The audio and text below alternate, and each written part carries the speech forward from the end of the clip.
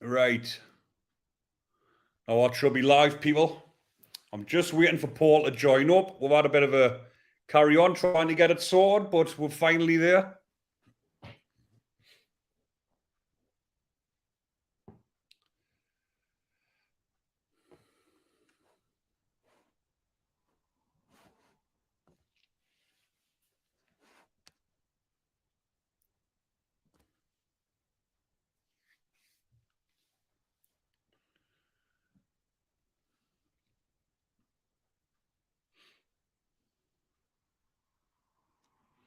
Right, I can see there's one person come into the room watching.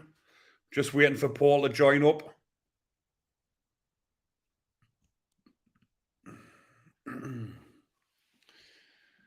You see, we had a bit of a. Oh, here we go. There we go. We're on. That looks better. Yeah, I can see there's one person in. I can see the chat's come up on the side, so we're ready to go. Ah, okay. No. Well, that wasn't too much of a pain, was it? Right, so anybody who's just joining, or for people who re-watches this over, me and Paul's obviously getting together. We're about 40 minutes to get it right. We did go live on the phones, but it didn't work out properly. But we're here. So I can't see the chat when I'm in this, by the way. It doesn't come up for me because I'm not the host. So if anyone's got any issues, is the sound and everything okay? It seems a lot better for me this way. They're saying in the chat that saying it's loads better now, so champion. And we've got Carl Morris saying, hiya, buddy. So I think that's one of yours. Not sure. Yeah. But yeah. I lose track of who's who, if I'm honest. But yeah, we've got about 8 people here watching at the minute. But we'll just have a little bit of a chat and just start getting into things. Obviously, what we were talking about on the last live before, obviously the signal started going and the song started going a bit. But we just talked about obviously Paul. He got in touch with us through. We've both got YouTube channels. Paul's is he does a lot of talk on mental health and stuff, and he's an ex-prison officer. And he got in touch and asked if we want to do a collaboration. But you'd only just seen was it last week, Paul, when you started watching my stuff? Yeah, it just popped up on my. I habitually at night I sit and watch people's lives. I don't know why. It's just I just enjoy it, and it just come up, and I thought actually that's going to be really interesting, because your ethos on rehabilitation and offending behaviour and helping people turn their lives around. It's something that I think is really powerful, and it's very much underrated.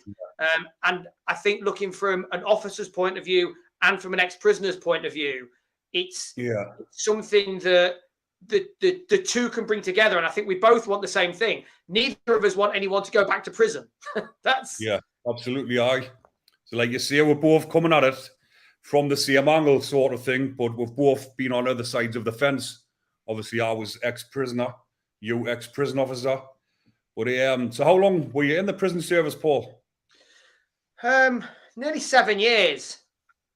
Yeah, nearly 7 years in total. In the one prison?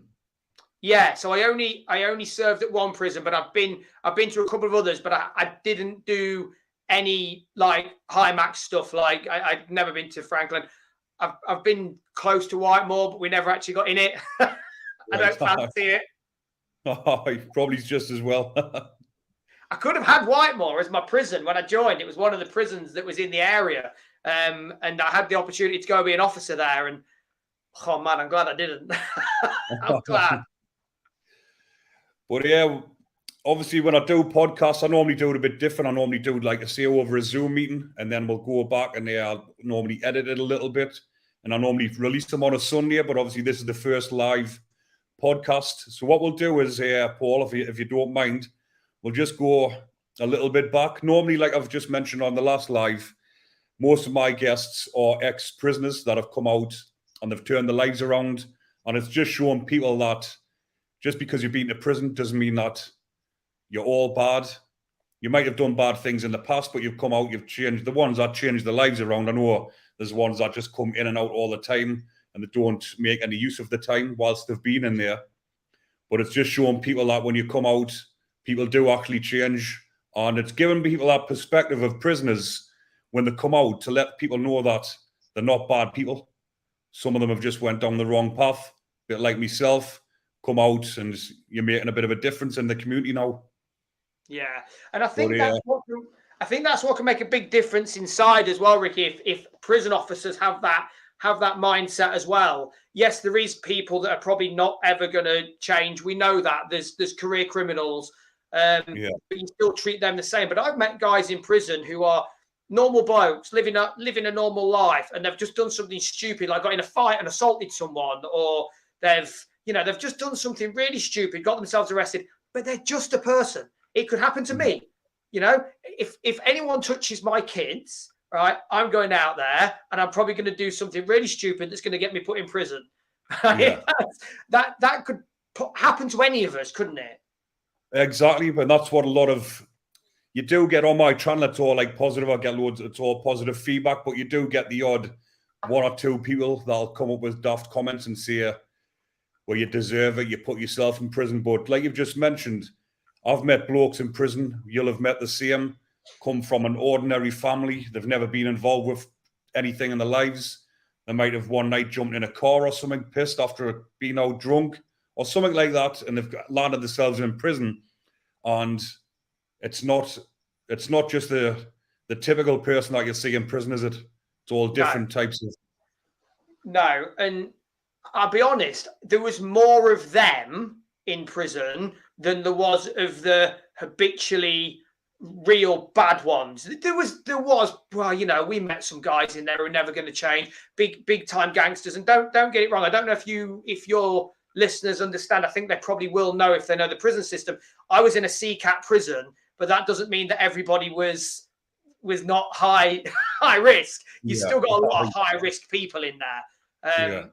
So you've got to work it. My last landing that I walked was 200 prisoners and me. And I walked that landing on my own every day. So you've got to respect their men no matter what, because if you don't, like, you're going to be in the shit. Sorry for swearing on your channel. Oh, it's all right. You can swear if you want me. I know it affects the monetized thing. I will try not to. No, that's all right. I sometimes swear on it myself. It's just that's not a problem on here. But so you spent 7 years in, and it was like a Category C prison. Was it HMP Stockton? Yeah. So whereabouts is that? Is that down the Midlands where?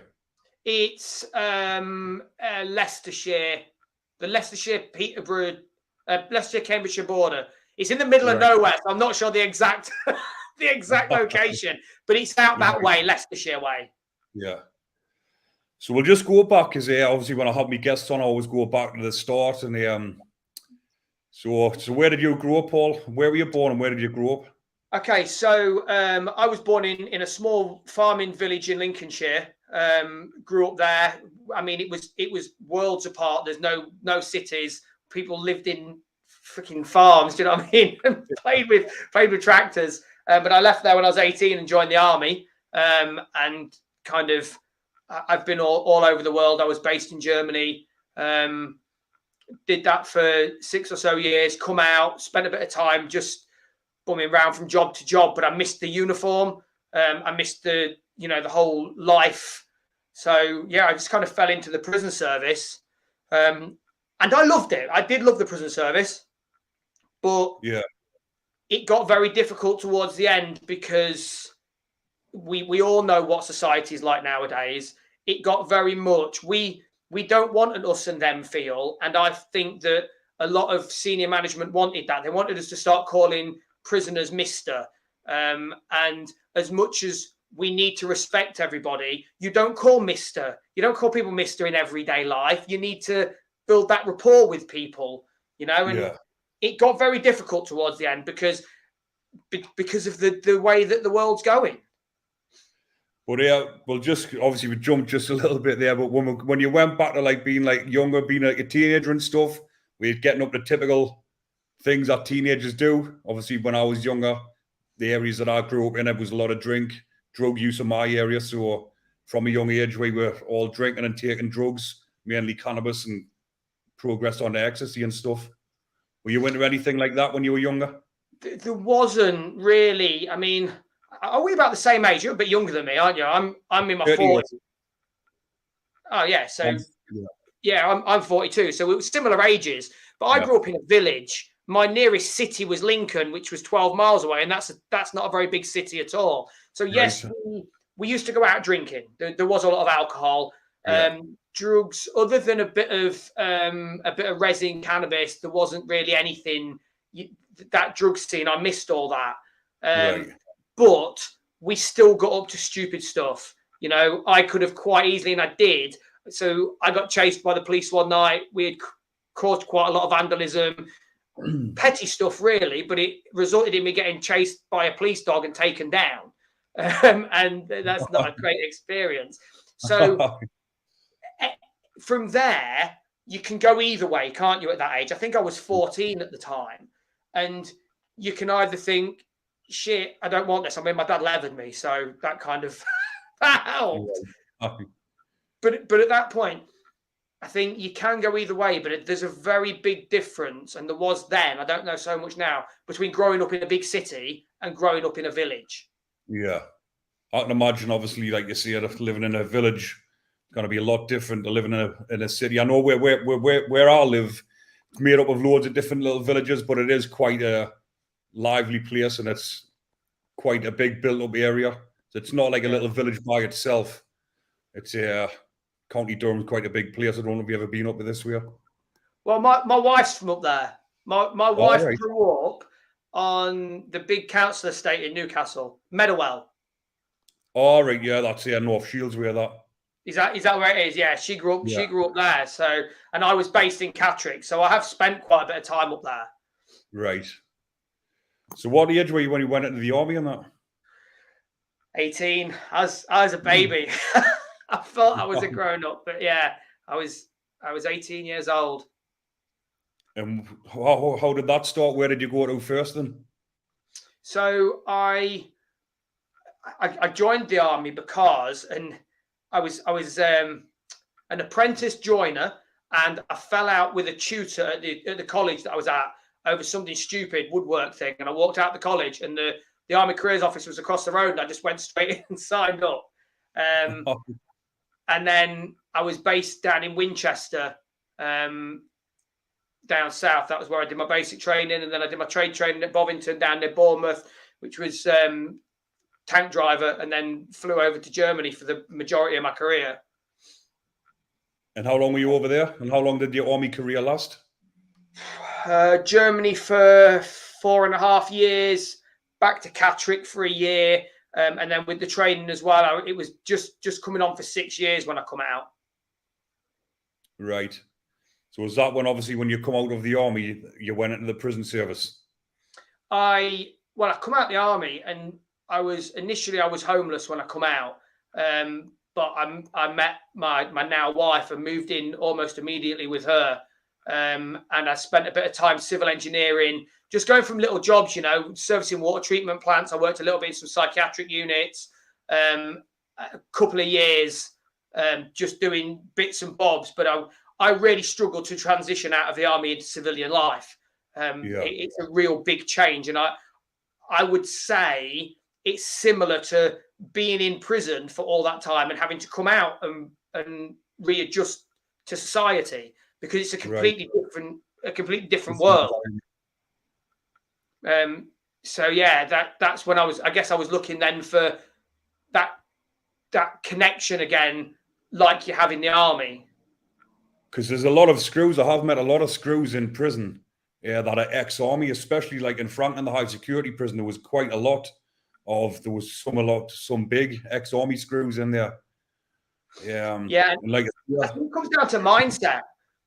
I really do. I think when you've been in that kind of mindset of the armed forces, either you've been on operations or just being in the army and having to deal with that sometimes constant high pressure situation, it's, you know, you're that certain type of person to do that.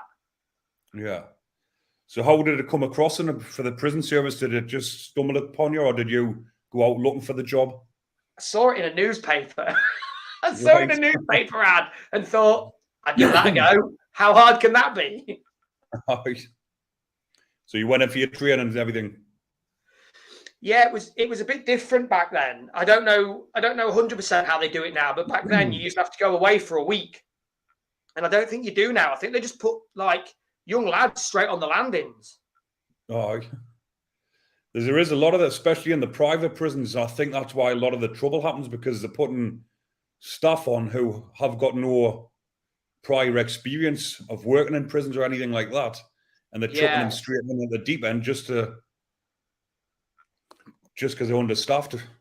Yeah, absolutely. And I think like even worse in the CATs, I mean, you shouldn't be putting anyone in a CAT who hasn't got, I would say, at least 5 years experience on a landing, because not just because how dangerous it is, but some of them guys in them prisons are master manipulators.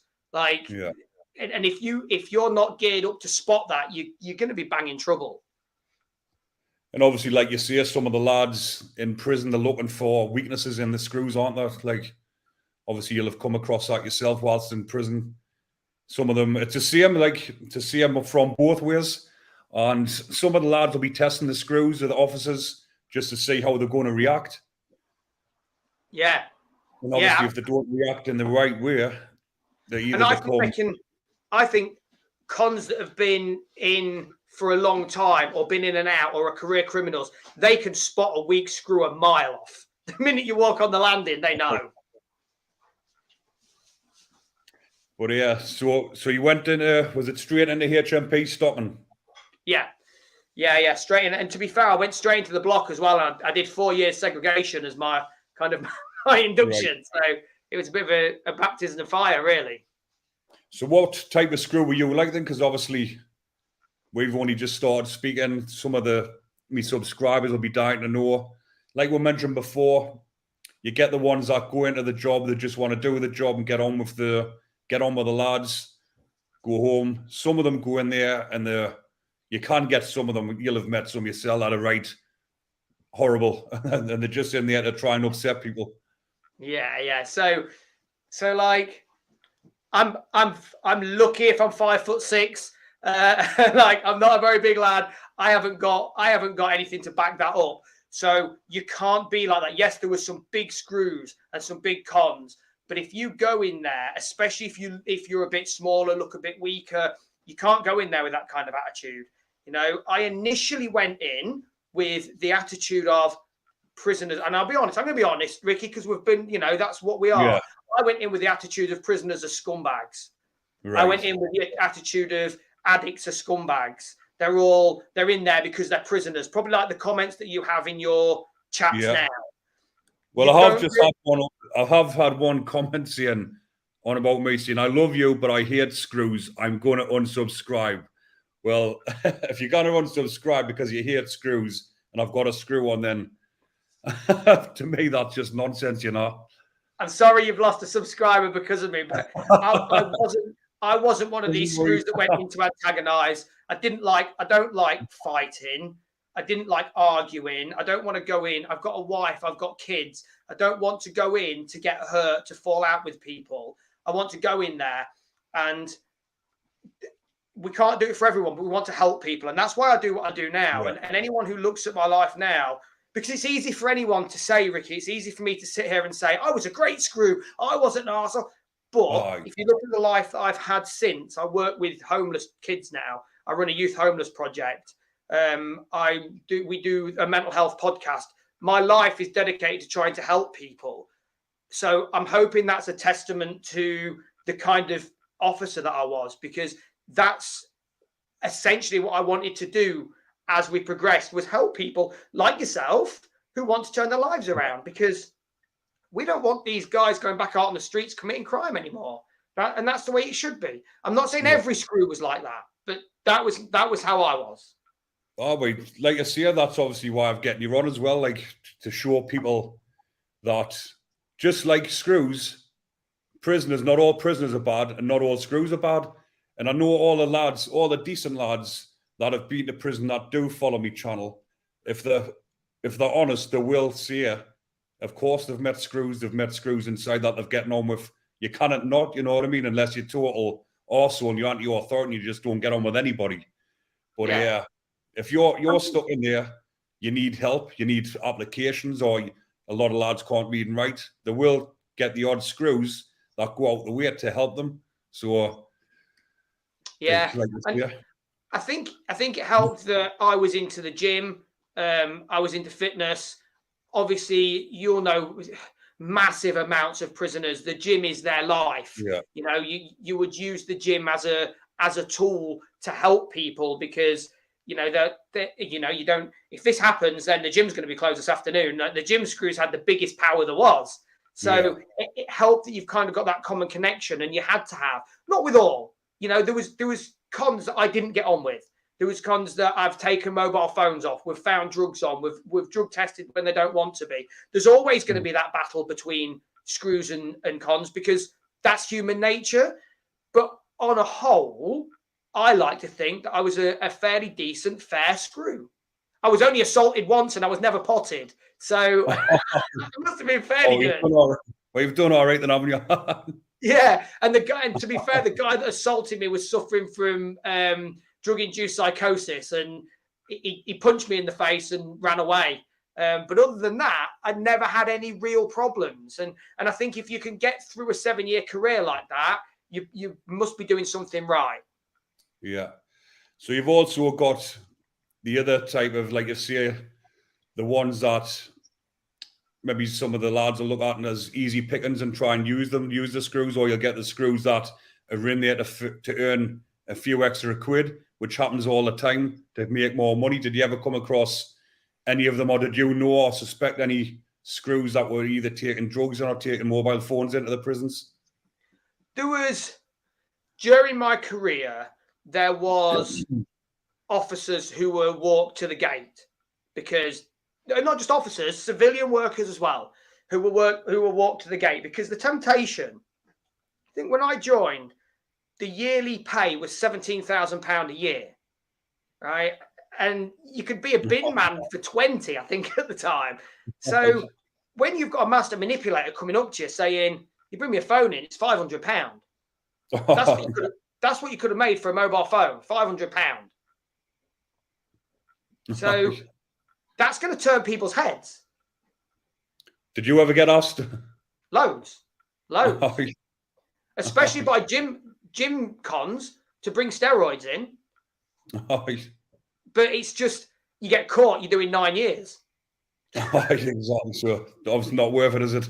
Just not worth it. No, because what will happen is, and this happened, what would happen is they would come to you and offer you £500 to bring a phone in. So you bring a phone in, £500. Next time they go, you've got to bring it in for free. And if you don't, we're going to grass you up for bringing the last one in. And before you know it, you're bringing stuff in for free. And then they've got you. Like you say, it's happening all the time. It's, what about the female screws? You work with a lot of female screws as well, did you? I did. I don't know if I can tell the story. There was, because we've named the prison, so I don't really want to say it because right. There was female screws that were walked to the gate. And there was female screws that were bringing stuff in, phones, drugs, having relationships with prisoners. But I don't want to say too much because we've mentioned the prison and I don't know. Right. Do you know what I mean? I've got to be careful. Just be careful, but we'll not talk about situations, but we'll talk about in general. Yeah, I think it happens everywhere. It happens everywhere. If you've check in the papers all the time, it's on about female officers going with prisoners. And sometimes people are a bit shocked, thinking, "Oh, does that really happen?" But it happens. It's going on in just about every prison in the country, won't it? Yeah, and again, so it's human nature. It is human nature, but it was one thing that I've never understood. And I'm not saying that officers that bring drugs and phones and things in are right, but when you're getting paid for that, there's kind of an incentive. But for a female officer to sleep with a prisoner, I don't really see I don't get it. It was just, it seemed so ridiculous. I think what it is with a lot of the female officers, it doesn't matter what they look like. Some of the lads in prison are like a dog in heat when they see a female officer. The wolf whistling, they're looking at them and all that. And some of them they obviously like the attention. They're not getting the attention on the outside because of the way they might look, and because the prisoners are in there and it's a female. So I could go in a bra with melons down my top, and there'd be wolf whistling me. So I think that's what it is with a lot of the female screws. They're getting a bit of attention, and they sometimes get a bit above themselves and think, "Oh, I'm something." The lads fancy us. So were the Cat A's like that then, Ricky? Were you just all out? Because I've never had experienced a Cat A. So on association, are you just all out associating with each other, just like you would be in a B or a C Cat? It is. Obviously, you've got the separate wings, just like in any prison, and you're all out on the association, and you're all just associating together. Most of the lads got on with each other, but obviously, when it did kick off, the lads that didn't get on with each other got separated.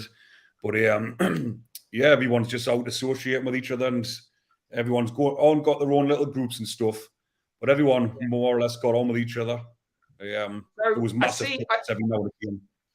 I did try and do a bit of research. I did watch. I started watching the Franklin documentary. I didn't get through it all, but I've watched a couple of things. And I know that you were saying that your decision to turn your life around come during COVID when you was locked down. Other than that, did you spend any time in segregation, or was you always out? I've spent a bit of time in the seg, but it was that was mostly when I first went in, because I went in young offenders when I first went in. But that was obviously just for fighting, so you get put up in front of the governor. But the most of that was done a couple of weeks behind the door without any TV and stuff like that. CC. But when I got onto the bigger jails, I mainly just kept my head down, got on with it. But when I went back in on a recall, I wrote done my own book, Behind the Bars Ruthless Fitness. Yeah, I've seen it. Yeah, well, I wrote that book during COVID because we got locked down and there was no gym or anything. But I was just doing body weight circuits, got myself extremely fit, got all the rest of the lads fit. And that's why I wrote the book, just to help. At first, it was to help other prisoners. But the more that I wrote the book, I was writing it for people on the outside as well, feeling like prisoners trapped in their own thoughts, trying to better people with mental health problems. Yeah, that's fantastic. And normally, when I'm speaking to someone, if I was, I know we're on your channel, but if I was normally speaking to someone, I would have bought the book and read it. And because we've done this so quick, I haven't even had a chance to buy it. But it's definitely something that I'm interested in, because obviously I do the fitness stuff as well, and I think I think it's really a real strong thing to be able to do, to help with mental health, to help with mindset, to keep yourself on track. So I think it's pretty important. So I'll just see if anyone's got a few questions they want to ask us. If anyone's got any questions you want to put to Paul, give us a let us know. How many people have we got in? I can't see. There's 66 in. Is there? Wow. So if anyone wants to subscribe to my channel, that'd be awesome. But if you want to go and give Paul's channel, I'll put it in the description, everything, if it hasn't come up already. Go on there, give Paul's channel a look at. Got some good content on. Yeah, a lot of fitness stuff and mental health stuff. So with regards then to, just while people are getting questions, if you need to interrupt me with a question, do so. But I would be interested to know, because you're big on people not reoffending, people turning their lives around. Yeah. Do you think as a nation and society, we do enough to help with that? To stop people from reoffending or stop people from going to prison? So probably, I think, either. I think there's not enough. There's definitely not enough help. And a lot of the reason why a lot of people offend, break the law, or act in violent ways and stuff is a lot to do with mental health. And there's not enough mental health support out here. And they don't get it until it becomes too late, and they either get sectioned or get put in prison. But even when you get put in prison, there is help in there if you want help and you look for it. But it could a lot of the time, it makes the situation worse, because people are going in there with mental health problems and they can't handle being locked up. They're getting into fights, or they're taking drugs just to get through the prison, and they're actually coming out with drug problems, because prisons are full of drugs. So it's just making the situation worse. Yeah. They need to be helping more people out here before it actually gets to that stage. Yeah, I agree, and I think with what you're doing, where you're trying to show that you can go through what you've been through, you can be the sort of person you've been, and I think it's really brave to speak up. It's a lot braver to speak up and to turn your life around than it is to get yourself in prison. You know, it takes a real effort. So big respect for doing that, man. But getting that word out there that it is possible and that you can do it, and that it doesn't make you weak. It doesn't make you a weak person because you want to better yourself. It makes you a stronger person. Oh, absolutely. Like you say, a lot of people go in and they're just in and out continuously, but people think there isn't much help in prison, but there actually is. If you want to change, there is a lot of things on offer in prison, like education courses, even offender behavior courses. I know a lot of them aren't really worth fucking much. Yeah. There is the ones that some people do benefit from them. But yeah, so what's your thoughts on the courses that they offer in prison? The offender behavior. Some of them are really good. I do think some of them are really good. Like we had a vocational training cooking course, and they did one that was exhaust and tire, so learning how to work in like places like Quick Fit and stuff. The vocational stuff was good, but I think like the courses where you're talking about the reducing reoffending courses and things like that they force people to do, I think as soon as you start forcing people to do courses and they're just sat there ticking boxes, they're just not. Some people might benefit from them. I'm not saying nobody does, but I think reducing reoffending needs to be a lot. It needs to be a lot better. There needs to be more put into it. Yeah, like you see, some of the courses, they're more or less saying you need to do the course or you won't get released. Yeah. So they're going on the course and just wasting time, really, and ticking the box. Yeah. But obviously... And obviously, so you've got an IPP sentence. For anyone that's watching that does know, indeterminate public protection. So essentially... you could go back to prison at any time for the rest of your life if you commit one crime. Is that right? Yeah, that's right. I get recalled back to prison. And them sentences aren't just a one-off, are they? There's a lot of people on IPPs. There's 8,500 IPPs. They were only supposed to give 1,000 out when they brought them out. But the judges got too trigger happy with them and they give them out to 8,500 people. They got abolished over 10 years ago, but they're still being kept on. Like the people that have got them are stuck with them. And my understanding was when we was in so we had guys that were IPP, but they would get like you'd get a sentence. You've got 4 years, so it's 4 years, but you've got an indeterminate public protection. They might do 8 years because they do their 4, and then at the end they go, "Well, you need to do this course. You haven't done this course, so you can't be released." So they ended up doing like a lot of time, even though they got really small sentences because they weren't deemed to be fit to be back in the public. Did you come across many IPPs when you were in Paul? A lot. Yeah, a lot. So I know you just mentioned a little bit there. So what's your thoughts on the IPPs and what do you think about the people that's serving them or some of the people? I don't think it was used right, and I don't think it was rolled out right. And if I'm right in thinking it, was it not originally brought in for sex offenders? It was originally brought out for them, yes, yeah, and then they just rolled it out to loads of people, didn't they? And there's more of the, like what you would class as the normal criminals got the IPP than what the sex offenders did. Yeah, and I think I don't like it. It might be controversial. I don't know. I don't like it. I've seen prisoners. I'll give you one example. A prisoner, I can't remember his name, but he had real psychological issues, and he was a really nice old boy. And when you spoke to him, he was a lovely guy, but you could tell when you spoke to him, he had real issues. And he'd got an IPP sentence because he was a risk to the public. He had set fire to his mum's curtains, so he got done for arson.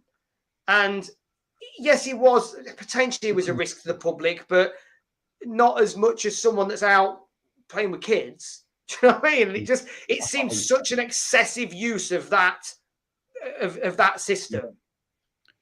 And you're getting like people like you've just mentioned there. You went to prison for that, And then when he's in prison, because he's got mental health problems, he can't do the courses, or he won't do the courses. He can't behave in prison. And these are the ones that's in for 10, 12, 15 years off a 2-year tariff. Yeah. We had a guy. We had a guy who was on a 2-year tariff, and he had done 7 years at the point, I think it was, or it had been extended. So if he finished it, it would be at 7 years. And I left after that, and he was still in because he was clean when he come into prison. He got addicted to drugs in prison, and then he couldn't pass a piss test. Sorry, I swore again. He couldn't pass a drugs test. So they just kept breaching him every time. You're never going to be released because you've got drugs in your system. And how are they supposed to deal with that? No, but there's lads in there now. I know of stories that I've read off the IPP pages and stuff, because I follow all them, of 2-year tariffs, and they're now into the 18th year, and they've never been released from prison, some of them. But they're suffering with severe mental health. But every year they're going up for parole, and they're knocking them back, and they're not getting, there's no progress. They're not sending them to a secure unit where they need help, and they're just leaving them 12 months, knocked back, or 18 months, knocked back, come up again, and they're getting knocked back again. It's just doesn't seem to be any help for them. No, just 1 second, Ricky. Do you want me to share that? Yeah, he did 26 years. He was released, recorded, and he's just been released again. But all in all, 26 years. Okay, so I didn't know I was going to be allowed to share this, but I'm going to. So my wife's dad, biological dad, has done altogether 26 years on an IPP sentence. He's been released twice and recalled twice. He's done a total of 26 years. I think, was it a 2-year that he got? Well, it mustn't be IPP. It must be a 2-striker, that one, because the IPPs only came out in 2004, I think it was. Oh, he went in, come back out, and then got an IPP, and then recalled again after that. Right. So he's done. When I was 18. Oh, when she was 18, yeah. So and I'm 45 this year.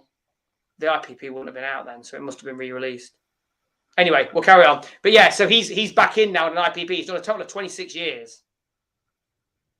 26 years, so he must have been doing like a 2-striker, or maybe he's something. He's come out and done something else and get an IPP, something like that. Yeah. But it's such a I don't know. I don't know how they fix it. I really don't. Well, they did have it was up in the House of Commons and everything, the Houses of Parliament, not so long back. They were deciding on what they were going to do with the IPPs. They were going to put something in place to try and not re-sentence everybody individually to see who actually needs them or who needs a different sentence or whatever. But Dominic Raab knocked it back, and he just said nothing's happening with them. And he's actually made it harder for them to get out. There's lads in there that have had their category Ds, or they've been granted release on the parole board, and that Dominic Raab is actually refusing to let them out. But obviously he's resigned now, hasn't he? So things might start changing a bit. And I think there's a distinct difference between that and somebody who's come out, and whether they've turned their life around to the point where, like, you've got all your followers and subscribers and you're doing everything you're doing, or you've just gone and got married and turned your life around and you've had kids, but then you've just got that hanging over you for the rest of your life. And I just think it's excessive. Oh, it is absolutely. It's like I say, it's even when you moved on with your life, you've still got it hanging around your neck, and it's never ending. And do you have to do parole meetings for the rest of your life? I'm on probation. I've got to go every month until the parole board sees fit that I no longer need the IPP, because every year you can apply. If you've been out of prison for over 10 years, or 10 years since your first release, you can apply to the parole board to have it removed. And I do know of 2 lads up this way that I was actually in Franklin with that. They'd been out for over 10 years, but they hadn't had any recalls. They went up for the parole board, and they did actually have it terminated completely. So they no longer got that. And so how long have you been out now? I was out for nearly 10 years, but then I ended up getting recalled back to prison for a car offence. Yeah, I saw that. So even though I got my IPP when I was 20-year-old for violence, but I've not committed any violence in 18 years, and I've still got this hanging over us. That's crazy, isn't it? And how, on a day-to-day basis, living a day-to-day life, how much does that hang over you? Do you think about it every day, or can you just get on with your life? Is it always in your mind? It's always with you, you do. Obviously, you've got to get on with your life. But when you know you've got probation meetings, even though you're not doing anything wrong, you've still got that dreaded thought, like prison enters your mind, and you're thinking about what it was like when you were in there, and you're thinking like how you could easily end up back in on a recall or anything like that. And it's sometimes I have nightmares about it. I've woke up before when I've been dreaming about being back in prison on a recall, and it's always there. It's always going to be with you, not until you actually get rid of it completely, till it gets terminated. And that's horrendous, man. I can't imagine. I live with stuff that I've seen in the prison service, and things come back to me because I've seen some pretty horrendous stuff. But I think when people think about prison officers and prisoners, they never think about the effect that being in prison can have on someone. Like, you know, for the rest of your life, whether you reoffend or whether you don't. I think that effect of, I mean, especially in a Cat A, always looking over your shoulder, always being on high alert. I just can't imagine it. Oh, it's like you say, when you're in Cat A's and all that, and because I was in there for 3 years, and it's like every day you've got to watch your back, even though like you're not doing anything in prison, because you're in that environment, you're living with the most dangerous people in the country. You've always got to watch your back in case something's going off, because a lot of people sometimes get attacked for no reason, just because someone wants to get moved off the wing or anything like that. So you've always got to be on your guard, never got to let your guard down. So you're still sometimes when I'm out here, like if I go somewhere, like when I went to a box and do anything like that, you're always looking around as if you'll probably be like that yourself, maybe, you know? Yeah, absolutely. It's the same thing. And I think I had a little joke at the start of our first live when I said that I feel a little bit like the cat is interviewing the mouse, but I don't think it is. I think we're both the mice watching out for the cats all the time. And I mean, my wife will testify. I look for exits. I look for who's gonna be my problem in here. In this cafe, I'm sat having a coffee. Is that person going to be a problem to me? All the time, and it's really it can be quite difficult to manage your life like that when you're always on high alert. So what about violence in prison? Did you see a lot of it in there? That was the absolute every day. There was never a day.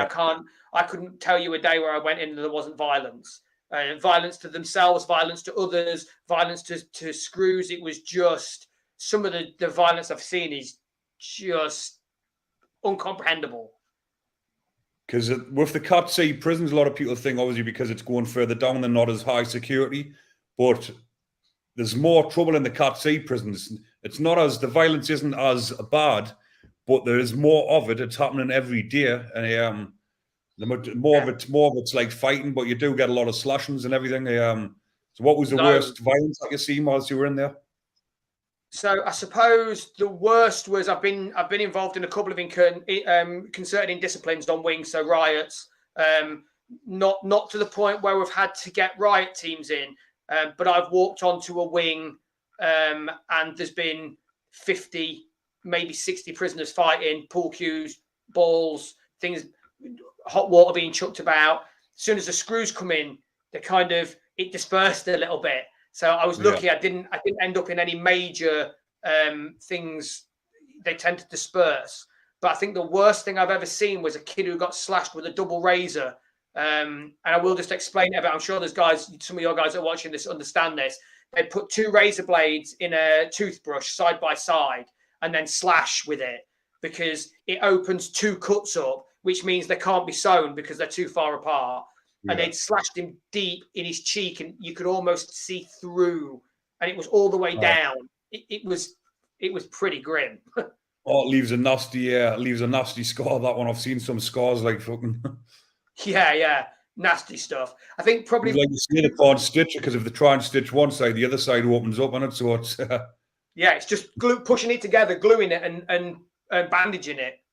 Yeah, I think two of the things that have made me gag the most, because I have sometimes as a screw you get to the point where I had one guy who cut his ear off with a blade, and he put his bell on, and I went in, and he's cut half his ear, the bottom half off, and he's got it in his hand, blood pissing down. He's like, I've done this.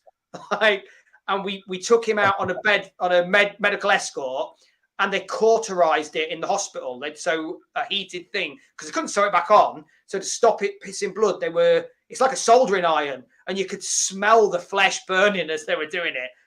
That was pretty grim. So did you ever come across any lads that were suffering really bad with the mental health where you were worried about them and you went home and it's played on your mind? I think maybe not where I've gone home and it's played on my mind, because I like to think I was a fair screw, and if I thought someone was struggling, I would make sure we'd opened a self-harm form, make sure they were getting OBS. I worked in the block, so we had a lot of people. I've cut a couple of people down who were swinging. I've helped a lot of people through doing stuff like that, but it was, again, that was daily. Sometimes you could have 2 or 3 a day. People self-harming, trying to commit suicide, just because they can't cope, and the biggest, strongest man can be in there when that door closes. And I don't want to bring anything back, man, you know what I mean? But you talk about it openly. Yeah.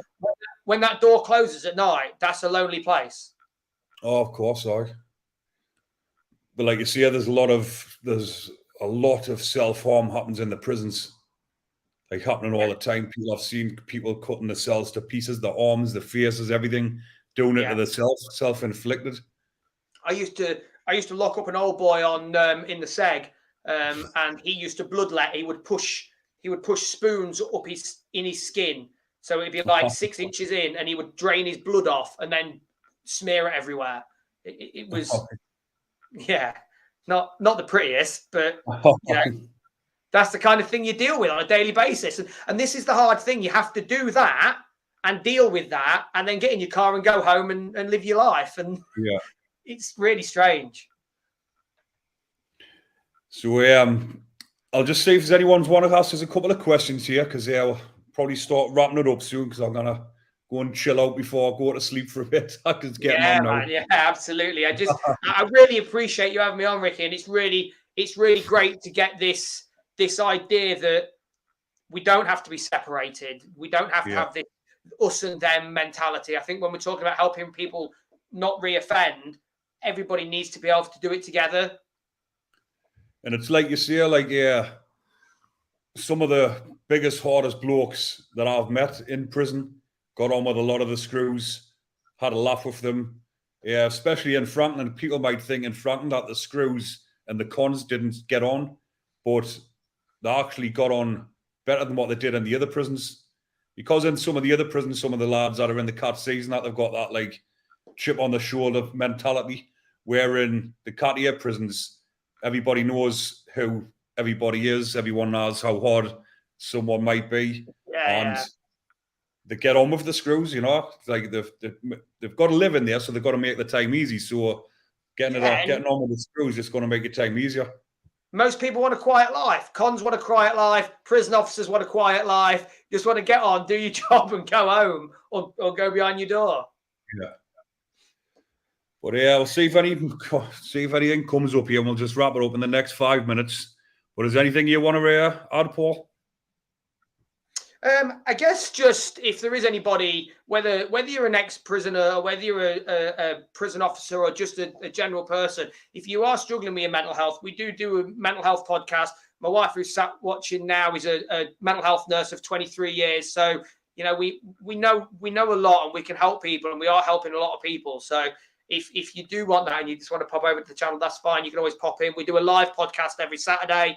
We do a pre-recorded podcast once a week. So we are there.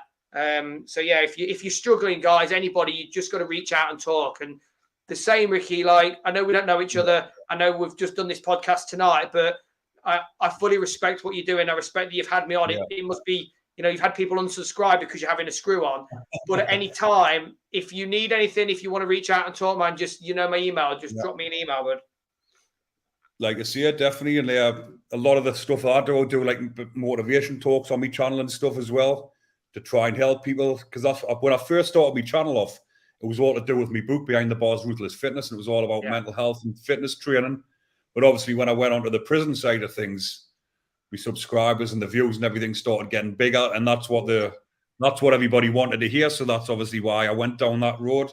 But I'm also still talking about the fitness, talking about the motivation. But yeah, I've got my own gym, and up in my gym, I run a men's mental health group as well. Do you know what? Yeah. Isn't it crazy? I've got my own gym and I run a men's mental health group at work. Do you? How mad's that? Yeah. Obviously, you know, it just shows how similar two people can be who have led such different lives. Different lives, but like you see, leading similar lives now. Yeah, yeah. But like you say, it's all about. I think you just got to be. If you've got the capacity to go and help somebody and just go out your way and make a difference to someone's life, I think like you'd be ignorant not to do that, you know. Yeah, and it makes you feel so good as well. That's my reward, is how that makes you feel when somebody reaches out to you. When one of my subscribers messages me and says, that podcast you did last night, actually I was feeling really low, but now I'm feeling great. And that's the power of that to make me feel good is it's beyond anything else you could do. Yeah. Well, Paul, it's been a pleasure having you on, mate. Like I say, it's the first time I've done a podcast with a prison officer, or ex-prison officer, and it's just showing people that, like you've just mentioned, from two different walks of life, had led different lives and then come together and both doing similar things. So it's been nice having a chat with you, mate. I'm sure all of my subscribers, I've seen plenty of comments coming up. Everyone's enjoyed the chat. Amazing, man. And that's all we can ask. And I appreciate you having me on, Ricky. And I wish you all the best. Obviously, I'm sure at some point we will email or talk again because I plan on reading your book. So I will definitely be in touch when I've done that. And, you know, we can catch up again in the future without a doubt. Well, if you want, like you've mentioned there, if you want to read my book, I'll send you a copy. Have a read of my book. And then if you ever want me to come on yours, I'll do a bit of a chat, talk to your subscribers about the mental health side of things. I'll give us a shout anytime, mate. I'll come on. Yeah, absolutely. Yeah, that'll be superb. Thank you, Ricky. And good luck with everything you do in the future, bud. Yeah, same to you, mate. But thanks, everyone, for watching. Yeah, thank you to all subscribers for watching, guys. Cheers, everybody. Cheers, bye.